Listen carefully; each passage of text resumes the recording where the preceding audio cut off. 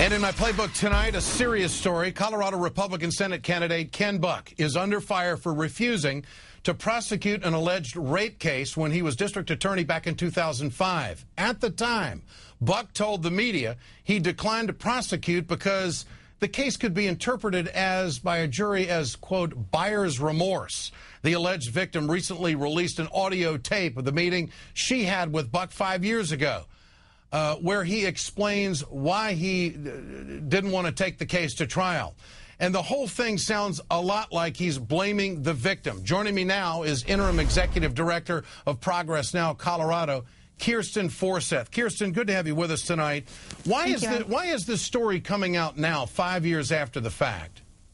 Well, the story has always been out there. It's not a new story. She came to the media 5 years ago and talked to them about it. The reason why it's coming forward now and she feels like it's important is that it really hasn't surfaced throughout this campaign. And people really need to understand how Ken Buck feels about women, in particular rape victims. Did he actually use the term buyer's remorse? He did, and that was actually to a local media outlet. And the quote that he was quoted in the Greeley Tribune was, "This could be interpreted as a case of buyer's remorse." So this victim, alleged victim, came to the prosecutor at the time, Mr. Buck, told him that she had been raped. He didn't buy the story, and it never went anywhere.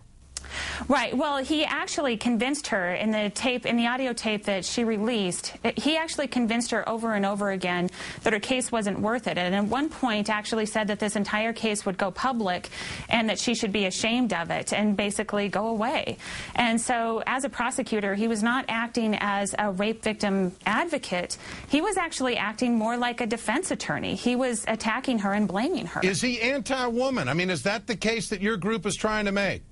Well, I think this is a long line of offenses that we've seen from Ken Buck. He had the high heels comment where he was at an event, asked why people should vote for him, and he said, well, you know, because I don't wear high heels. Then he's recently been very strong in his support for banning abortions in the cases of rape and incest. Yeah. And then now you get the facts behind this case. And how is the alleged rape victim doing? How has she handled this?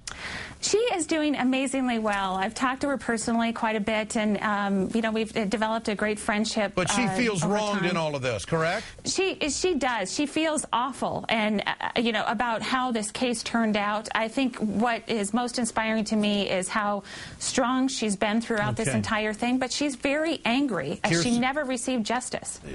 She feels in her heart that she has not received justice, and Ken Buck is at fault for that. Absolutely. He absolutely is. Kjersten Forseth, I appreciate your time tonight. Thank you. All right, thank you. Interesting story out of Colorado.